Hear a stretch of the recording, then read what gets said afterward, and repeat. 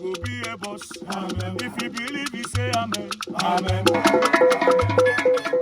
Anything you put your hand over, your name go open door. Amen. You self go be a boss. Amen. When the way break on the bed, you self you no go take. Amen. Amen. Amen.